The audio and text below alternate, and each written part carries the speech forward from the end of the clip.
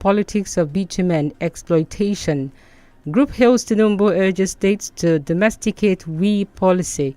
We have not left APC. Igbo community leader tells party how constitution review can foster true federalism, and a bit of feature there. Why zoning crisis persists in PDP by Bode George. And of course, still on the front page of the Nation newspaper this morning, Petroleum Minister inaugurates multi-million naira gas facilities in Delta. Salido celebrates man boss for making impact. All of that is some of the news out of the Nation newspaper this morning. Also looking at the Vanguard, with the other headlines on the front page of the Vanguard newspaper. Minimum wage negotiation hits another brick wall. And local government autonomy issues as federal government battles 36 states at Supreme Court. Drug reaction caused Mohbad's death, autopsy reveals. And more here on the Vanguard, LG autonomy. All right, we have a little bit of that earlier. EFCC, ICPC, CCB urged to probe non-remittance of tax deductions while we enjoy good relationship with labor Edo workers. That's according to Obaseki. Courtism, the menace scaring Akwa people, or that's Oka people, from their palatial homes. And it says the menace scaring Oka people from their palatial homes. Trump shares new song, claims God has chosen him to fight evil. And North Central APC Forum seeks regional government to address issues. And of course, we have Alaba, Rago amid demolitions, Anambra State and the Achebe Prize for Literature. All of that is some of the news here on the Vanguard this morning. Let's take a look at the Daily Post and also look at a couple of headlines in the course here on the front page of the news engine. Daily Post, new minimum wage. Federal government offers 62,000 naira. Labor drops demand to 250,000 naira. Minimum wage, we are close to consensus with Labour, Governor Uzodinma. And invite EFCC to investigate. Invite EFCC, ICPC to investigate El-Rufai orders. PDP advises Governor Uba Sani. And strike, your utterances expose your personality. Labour slams AGF, SGF, Akume. Minimum wage 60,000 naira too high, coming from the governors. And more here on the Daily Post. We also have ban of Okaigbeles, Oba of Benin, disagrees with Edo government. That's a ban of Okaigbeles, Oba of Benin disagrees with Edo government. And of course, Yobe no gay protesters back, local government autonomy. Governor Alia swears in 23 caretaker committee chairman in Benue. Strike, shutting down national grid was evil. Okupe tackles labor. Boko Haram kills 20 in Niger. And you also have this one, that should be Niger. Boko Haram kills 20 in Niger. And we also have Oti promises land as Chief of Air Staff approves base in Abia. And of course, let's talk about headlines. Vandalism of billboards. Put your house in order. Edo government advises Labour candidate. Edo government sympathizes with Labour Party candidate over billboard remover. And of course, we take some couple more before going to another paper this morning. We have this one, 150 million naira fine. Multi-choice vows to appeal ruling. Nigerian government releases 20 billion naira to meter band A electricity consumers. That's according to GBOLABO. All of that is some of the headlines here on the Daily Post. Also taking a look at Daily Trust this morning. Let's also look at other headlines here on the front page of the Daily Trust newspaper. The bearing, how much money must you have to marry? All right, a little bit of lifestyle to start off with. That's coming from the Daily Trust newspaper. Governors reject federal government's 60,000 naira minimum wage proposal. Virtually all the national dailies have that particular headline. MSF raises concern over malnutrition rise in 7 northern states. Prices of ram soar ahead of Salah. And of course, we also have minimum wage. Labor recommends 250,000 naira. Government offers 62,000 naira. 60,000 naira minimum wage too high, coming from the governors. Disco moves to disconnect CBN office, government house over electricity debt. And let's look at more headlines coming out of the Daily Trust this morning. Faces and story behind resurrection, scrapping of Heritage Bank. And of course, we take one more. Bandits kill 7 in fresh Niger attack. So some of the headlines here on the Daily Trust newspaper. Let's take a look at the Premium Times this morning. Also pick some headlines out of the Premium Times before we have Professor 𝐒𝐿𝐒 join us live here to do analysis with us. All right. On the Premium Times, we also have a number of headlines. How 1.9 trillion naira was diverted from Abia under ex-governor 𝐒𝐿𝐒. That's according to a report here. And we also have this one. Nigerian government offers new minimum wage as tripartite committee meeting deadlocked. Nigeria 1, South Africa 1, Super Eagles World Cup qualification dream suffers another blow. Lassa fever, Nigeria records 10 cases in 1 week. Nigeria battles South Africa in must-win World Cup qualifying match. Obviously, that particular headline has been overtaken by event with the scores already. And of course, we have all the top news here. Treasonable felony. NLC asks SGF to retract statement. Sultan declares Sunday 𝐒𝐿 Kabir Day. And Imo Assembly summons publishers of a story against lawmaker. Money goes to them directly. A Nigerian governor denies tampering with local government funds.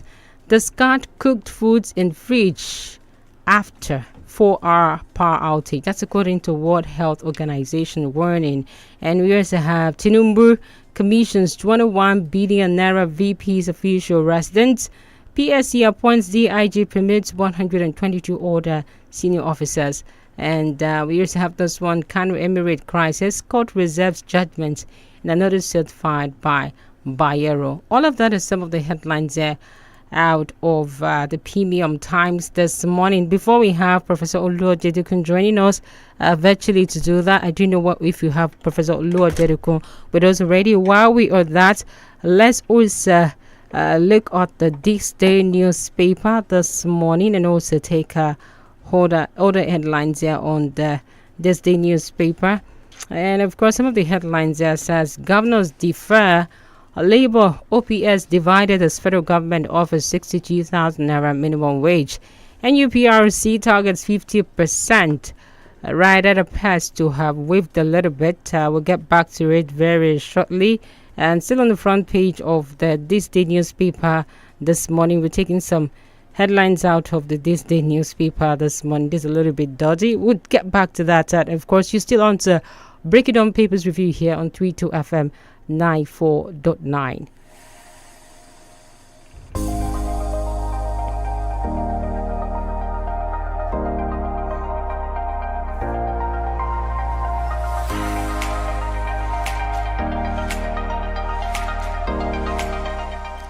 All right, we already have Professor 𝐒𝐿𝐒 standing by, but we'll quickly take more headlines out of the This Day newspaper. NUPRC targets 50% monetization of fled gas, achieves 60% fugitive methane reduction. Don't make innocent people suffer for sins of hoodlums. OT pleads with army. Zamfara 6 state fund takeover of abandoned projects in state varsity. Meeting of tripartite committee on new minimum wage underway, and that's already overtaken my event, obviously, with the outcomes that we were hearing already in the national dailies. All right, we have Professor 𝐒𝐿𝐒 joining us this morning to do the analysis proper.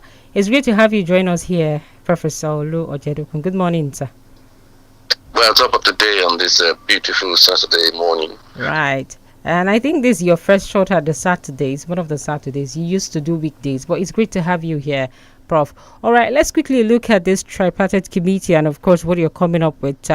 Now, Labour is asking for over 200,000 naira as minimum wage, but then the governors are even saying we can't pay 60,000 naira, and the federal government is looking at paying them 62,000 naira thereabout. But now it appears that that particular meeting deadlocked, and of course we know that Labour is saying temporarily they have suspended their strike.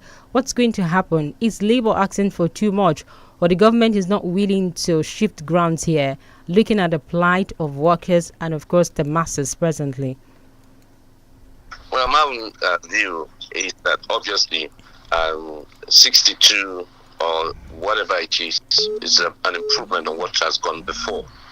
Well, having said that, the Edo State government has paid and continues to pay 70,000. Edo State is a state in Nigeria. If Edo State can pay 70,000 and is sustainable by Edo State or for Edo State, then what is so different about Edo State that the other states in the country cannot pay?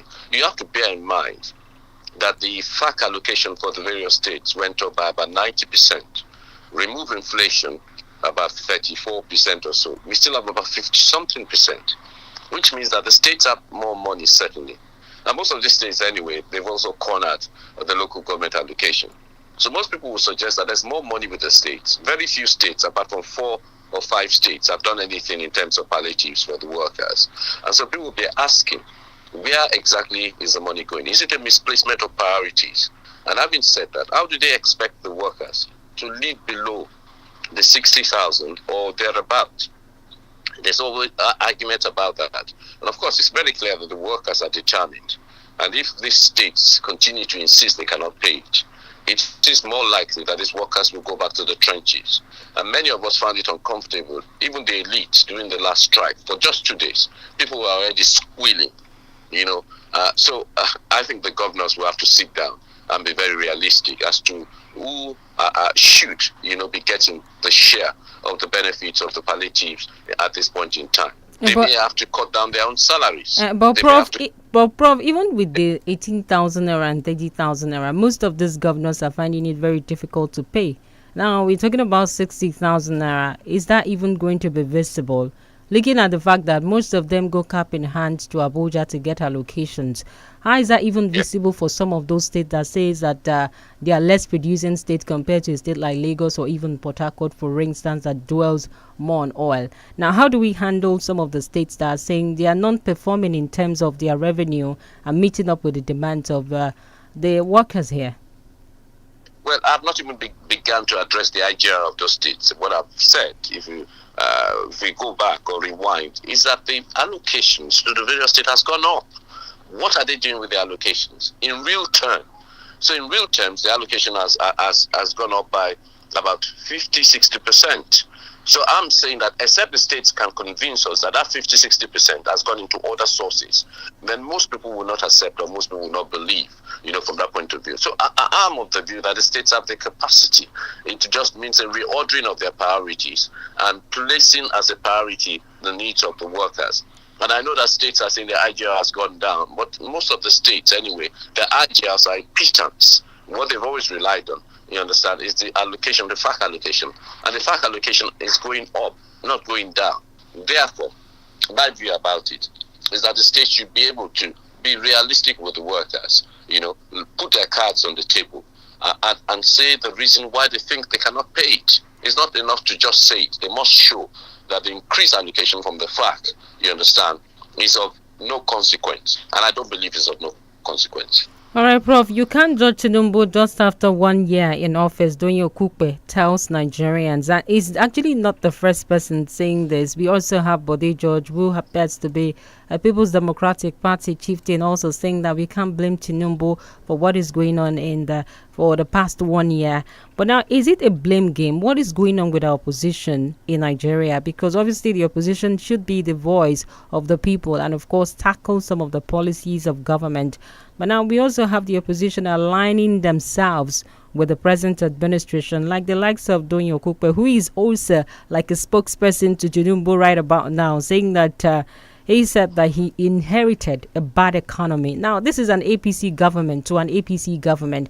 Now, for many Nigerians, they don't even understand what that means. If you say that he inherited, this is a man who said he will continue and the policy of his predecessor. Now, what do we make out of these opposition voices that have been very at the dissenting part before and now tweaking a little bit to say otherwise? What do we make out of their recent statement, talking about Donyo Kupe here and, of course, Bode George? Well, we have to be careful with the Dr. Donyo Kupe.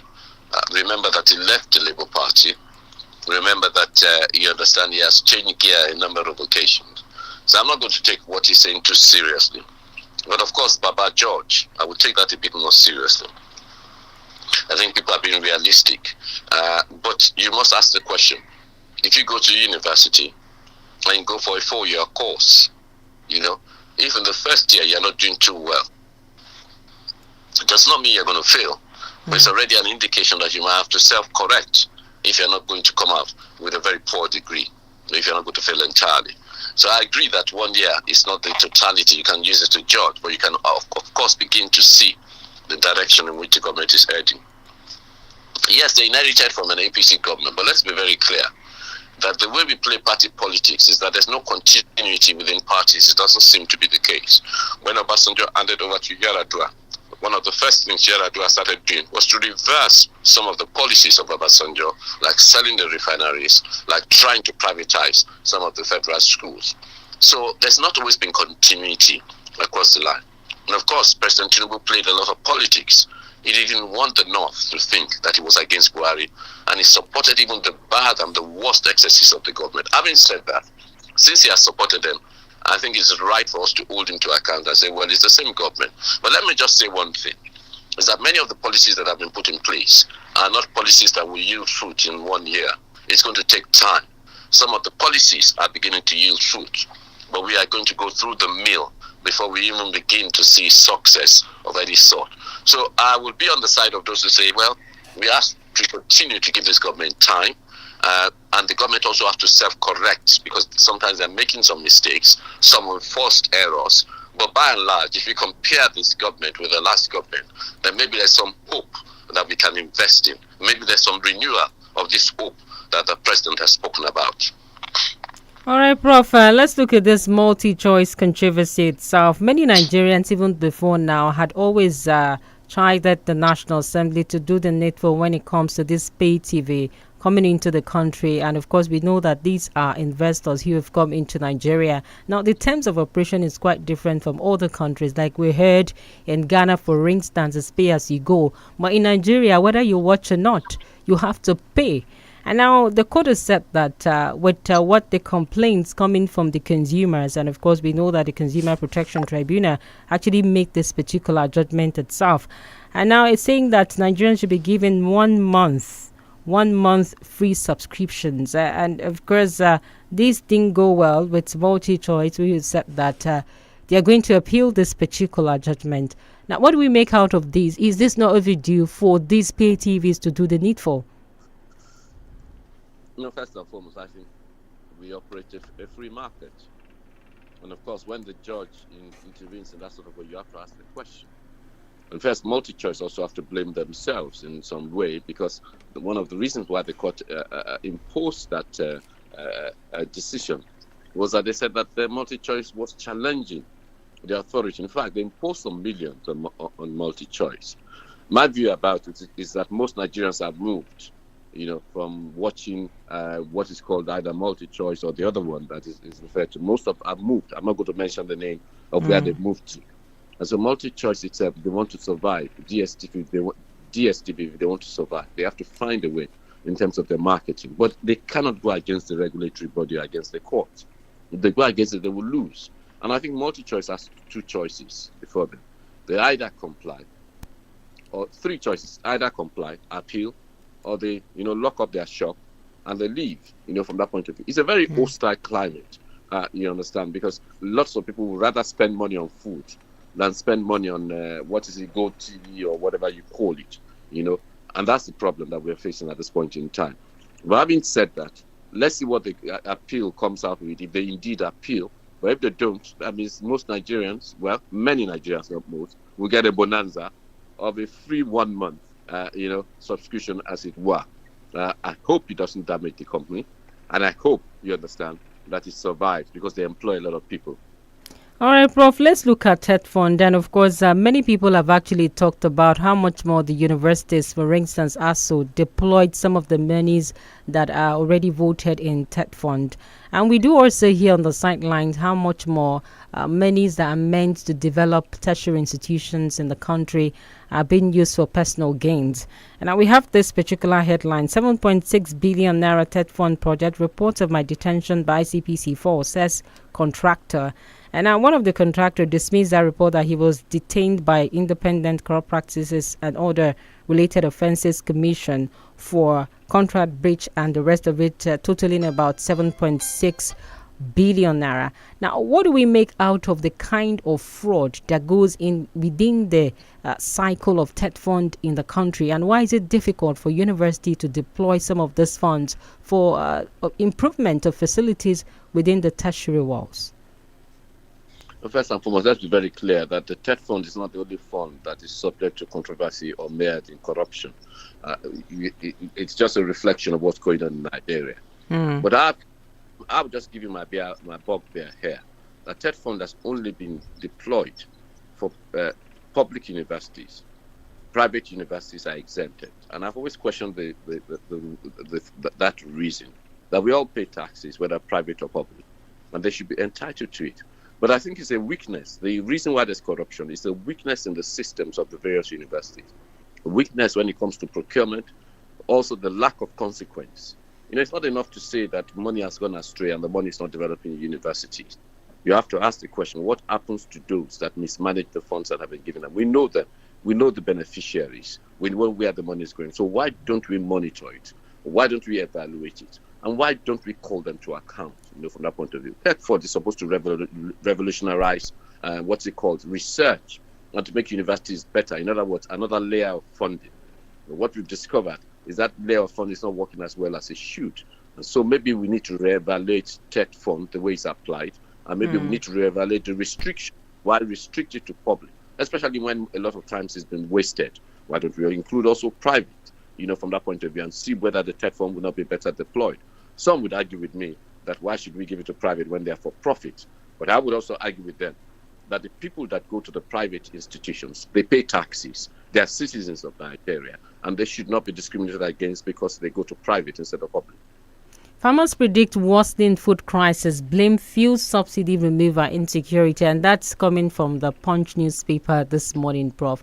But then if you look at it, do we still have farmers or businessmen in Nigeria? Because the farmers are saying they can't go to their farms any longer, and everybody is asking for money to survive, and we're not looking at ability to produce and ensure that we have the necessary utilities or amenities in the country. Now, with what the farmers are saying, that there could be worse food crisis for us as a result of fuel subsidy and, of course, insecurity, how much more can the Tinubu government bring renewed hope when we have some of these consequences of failures of past administration to address, for instance, insecurity, which has lingered for too long? Well, my view about it is that those factors, yes, cause food insecurity, they cause inflation in food, and they cause lack of food, as the case might be. But I go further than that. That is not just about that. A lot of what is going on is the lack of storage. If you go to many places where we call the food basket, places that are not touched by insecurity, you'll find out that a lot of our fruits, a lot of our ingredients, our foods are wasting away. Why? Because we don't have adequate and proper storage. Hence, you get seasonal products, seasonal plantain, seasonal corns, and so on. If you go to the industrialized world, you don't get seasonal products. The products are there all year round from that point of view. So apart from addressing food insecurity, apart from addressing the fuel subsidy, which has caused the cost of transportation to go ahead, we must also invest in food storage. I know a lot of some mobile storages that are coming up where people are able to store, but we need massive storage from various state governments, from federal government, and from the private sector. Or else, this prediction, which has come about, will come to pass. Because even if you produce a lot of food in January, you understand, and you don't store it, then by the time you get to the middle of the year, there's none of these food products. You have to begin to import, from that point of view. If Britain can do it, if America can do it, if France and the Western world, and even South Africa can do it, then Nigeria has to find a way to be able to do it. So I would suggest investment in storage so that we can counteract the effects of inflation, and insecurity to a certain extent. But they still need to solve insecurity. I'm not saying that they don't need to solve it. But they also need to see if there are ways they can subsidize the transportation of some of this produce. But now let's look at the itself. If you look at Nigeria climatic condition and how much more people have to generate their own electricity, in spite of the fact that we have this government a little bit rigorous when it comes to payment for electricity tariff and the rest of it. But then the preservatives, how can they get to that level, especially for the farmers who want to preserve? We know Additional at the point in time when he was Minister of Agriculture ensure that some of these facilities were made available in such a way that farmers could have alternative of preservation. But as it stands now, with the climatic way and of course the farming environment in Nigeria, will it be easy for us to preserve our... About a general scheme where maybe if people are able to confess all, they can be given some kind of amnesty. Of course, reputational damage will occur, but the money will be retrieved from them. All right, before we go on that break, Prof, local government autonomy issues as federal government battles 36 states at Supreme Court. Isn't this amazing and, of course, amusing that local government have to fight for the economy, for the autonomy headlong? This has been on the front burner for a very long time. Now, why do we have it difficult that we have a dormant local government? If you look at across board things that local government are supposed to do, you have the state governors doing it. Now, what do we say is the local government asking for? Is it too much? Or possibly if they are being given this autonomy, they're going to abuse it. What exactly is the federal government trying to do? And of course, the 36 state governors here. Well, if you look at democracy, you will see that democracy on the whole has been abused by the Senate, by the House of Reps, by State House of Assembly, and yet we still have it. So it cannot be an excuse that because the local governments will abuse that power, they should not be given the power that is constitutionally, they are entitled to constitutionally. My view about it is that we have subsidiarism. What do we have by subsidiarity? Which means that governance is better placed, governance is better achieved by those closer to the people. If I'm based in Issei, if I'm based in Shaki, you understand, and there's a problem there, and my chairman of my local government is responsive, you understand, then I would go after my chairman of the local government. But if the governor that is based in Agodi is controlling everything, I'm not going to travel all the way from Shaki to Agodi all the time. It's going to be very impossible. So I think it's in the interest of various states to allow local government autonomy, because we get more dividends of this so-called democracy. We get more rulership. We get people being more responsive. And of course, the governors have less to do. If they allow local governments to be developed, when the governors want to do everything, they have too much to do, and they can't cover that too much. So I think one of the reasons why the governors have taken on many of the roles is that they don't trust the local governments, and secondly, there's also money involved. They want to control the finances and they want to control the money, from that point of view. And I'll tell the governors they have to shut their eyes to this money. They have to allow the local governments to reign, and they have to just be there as supervisors. If local governments go astray, then through the Ministry of Local Government, they should find ways to advise them and to give them the training they need and the support they need. We're not taking over their roles. All right, we'll take this break and we'll be back very shortly. Do stay with us.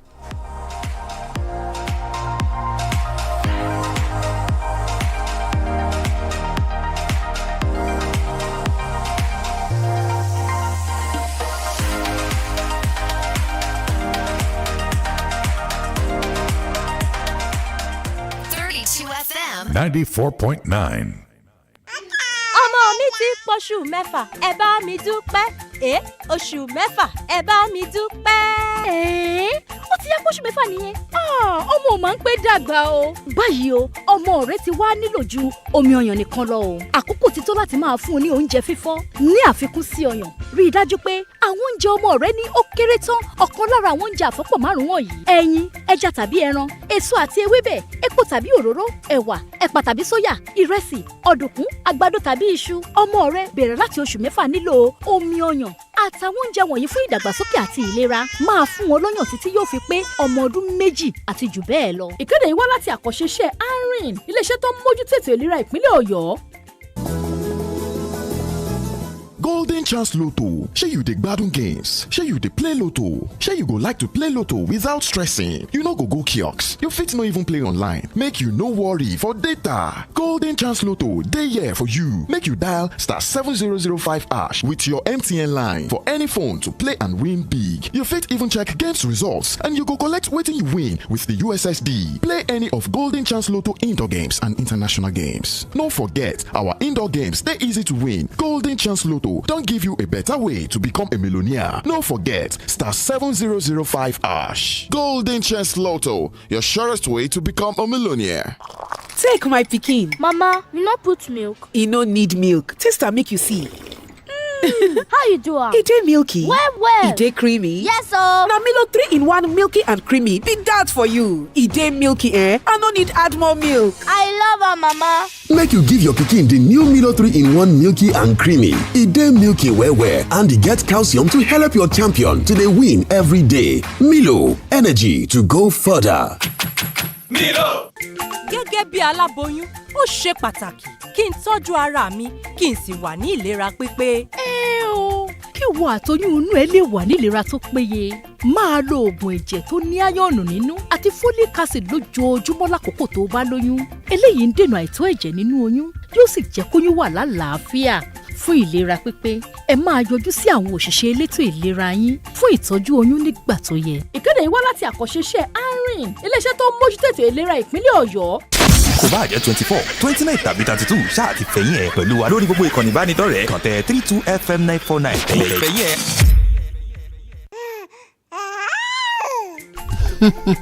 Àbẹ́ ò rí nǹkan, ẹ̀bùn pàtàkì látọ̀dọ̀ Ọlọ́run lọmọ jẹ́ fáwọn òbí, tómi ọyàn sì jẹ́ ẹ̀bùn Ọlọ́run fáwọn ọmọ. Ó ní gbogbo èròjà aṣaralóore pẹ̀lú omi tọ́mọ rẹ nílò. Fún oṣù 6 àkọ́kọ́, máa fọ́mọ rẹ ní ọyàn nìkan. Rántí o, omi ọyàn nìkan fún oṣù 6 àkọ́kọ́. Ìkéde yìí wá láti àkànṣeṣẹ́ INT'L, iléeṣẹ́ tó ń mójútó ètò ìlera ìpínlẹ̀ Ọ̀yọ́.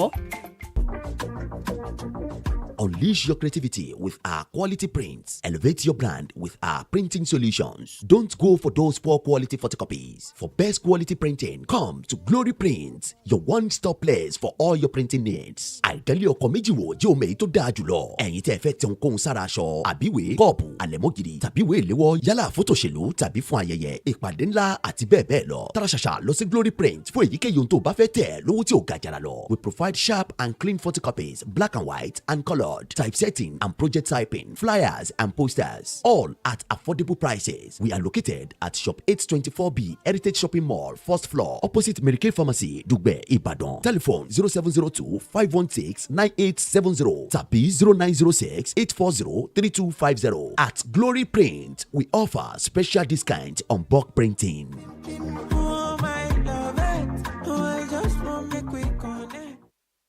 You're listening to 32 FM 94.9.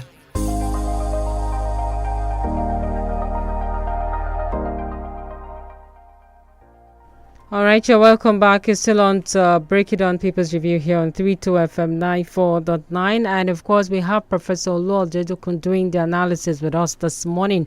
But we open the phone lines right about now to take some of your comments. And of course, you can also drop some of your comments on our social media page. And that's 32 FM 949 Ibadan.